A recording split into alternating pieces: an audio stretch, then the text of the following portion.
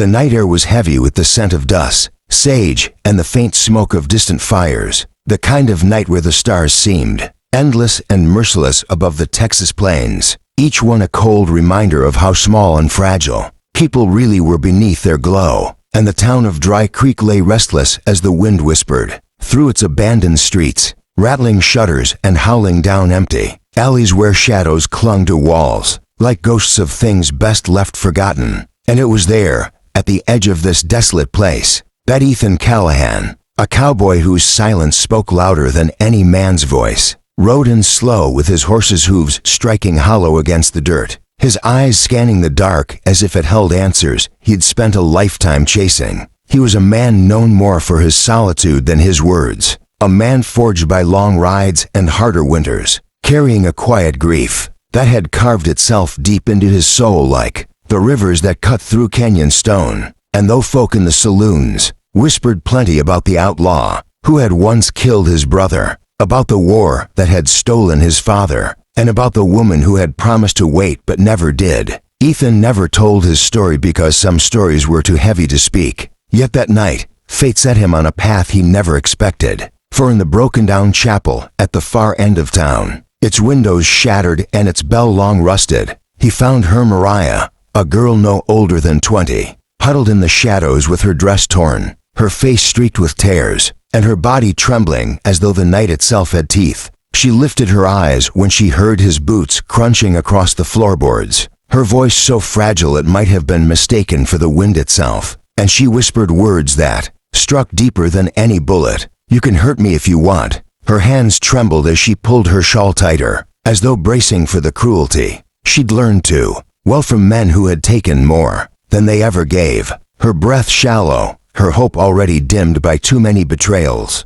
and she waited for the rough hand, the bitter demand, the violence she expected, because that was the lawless truth of her world. But Ethan stopped before her, the light of the moon spilling across his weathered face, and instead of reaching for her as others might, his voice came low, steady, carrying the weight of a promise stronger than steel. "I'll only hold you." For a moment she didn't understand, her wide eyes flickering with disbelief, because no man had ever spoken to her like that. No man had ever offered gentleness when cruelty was all she knew. And when Ethan knelt and wrapped his worn coat around her shoulders, she felt the world shift beneath her, felt the walls of fear she'd built begin to tremble. And though she tried to keep them up, though she whispered again that he didn't understand what she was, he only answered with the patience of a man who knew pain himself. "I don't need to understand just to keep you safe." That night, as the wind screamed through the broken windows and the church groaned with age, a bond was forged between a scarred cowboy and a broken girl,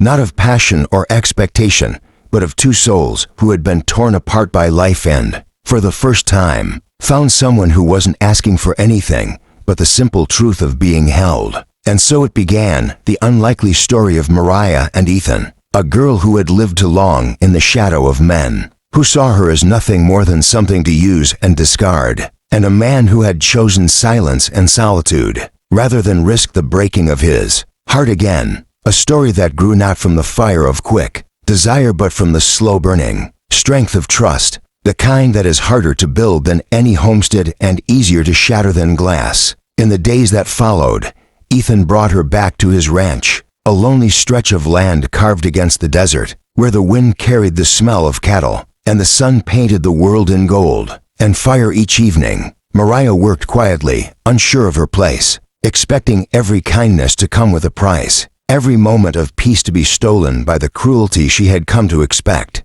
But Ethan never wavered, never demanded, never raised his voice. He would ride out each morning before the dawn, his shadow long against the rising sun, and each night he returned, always tipping his hat to her as though she were not a burden, but someone worth respecting. Slowly, painfully, she began to believe him, began to see in his silence a kind of safety she'd never known. And though the scars of her past whispered lies in her ear that no man ever gave without taking, she found herself daring to dream that maybe, just maybe, this cowboy meant the words he had spoken.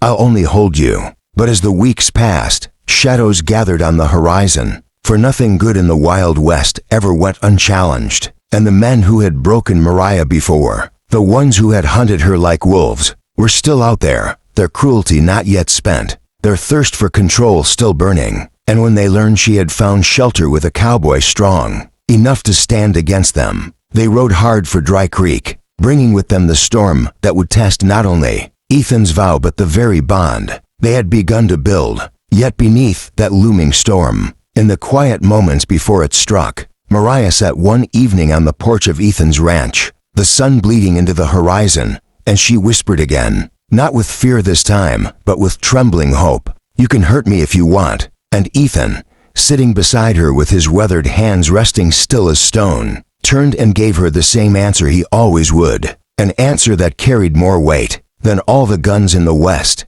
"I'll only hold you."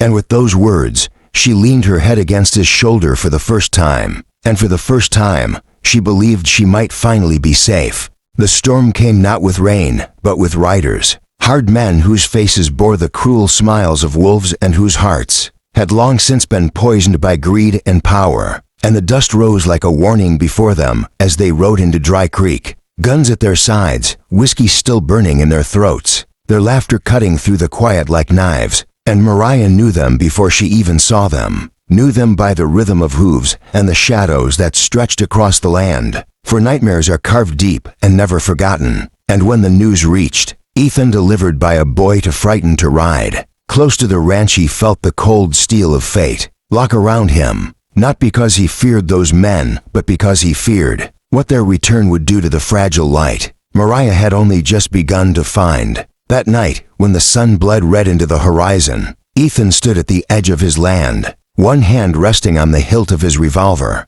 the other holding the reins of his horse, and behind him Mariah watched, her voice barely steady as she whispered, "They'll come for me." Her eyes wide not from the fear of death but from the terror of being dragged back into the darkness. She thought she had escaped, and Ethan, steady as stone, only turned his head, enough for her to hear his answer. "Not while I'm breathing." She wanted to protest, wanted to tell him he couldn't stand against them all, but the quiet fire in his voice stopped her, and for the first time she realized that his promise, "I'll only hold you," was not only about tenderness, but about the kind of protection that runs deeper than blood, a vow carved into the marrow of a man who had already lost too much. The next day, the gang rode closer, their presence like vultures circling, their leader a man named Deke Harlan, with a scar that ran from his temple to his jaw like a jagged river stepping forward to spit his claim. "She's ours," he growled across the distance, his voice dripping with arrogance,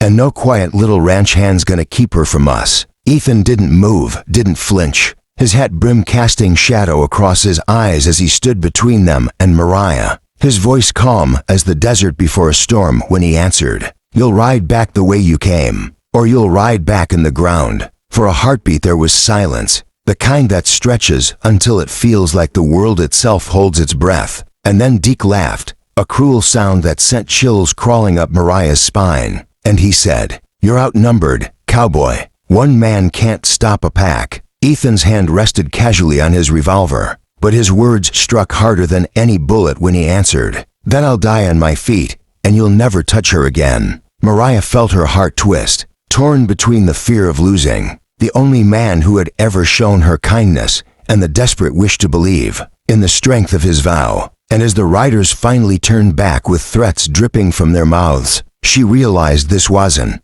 over. It was only the beginning. That night, she found Ethan by the corral, checking the saddle on his horse, and she whispered again the words that haunted her, "You can hurt me if you want." But this time there was no fear in them, only the trembling truth that she would rather be broken by him than torn apart by the world outside. And Ethan, turning slowly, placed his rough hand against her cheek, his eyes holding hers in the dim lantern light as he said, steady as ever, "The only hurt I'll bring is to the men who'd try to take you."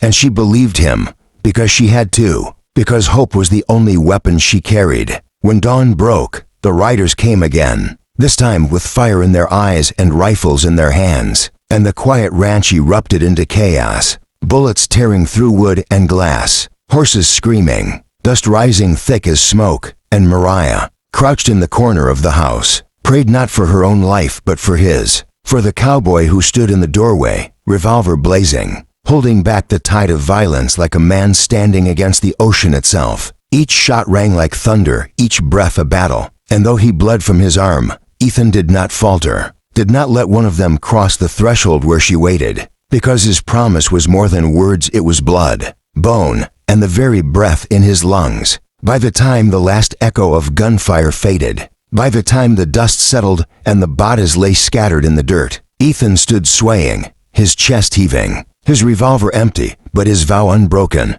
and Mariah ran to him, clutching him as though she could hold his soul together, her tears wetting his shirt as she whispered, "You kept me safe," and he, even through the haze of pain, whispered back the same words he always would, "I'll only hold you." And in that moment, as the sun rose bloody and golden over the plains, she realized that love was not in the grand promises or the fleeting passions she had once thought it to be. It was in the man who stood between her and the world, in the quiet strength of arms that had chosen to hold rather than hurt, and in the vow that no storm, no gang, no darkness could ever take away.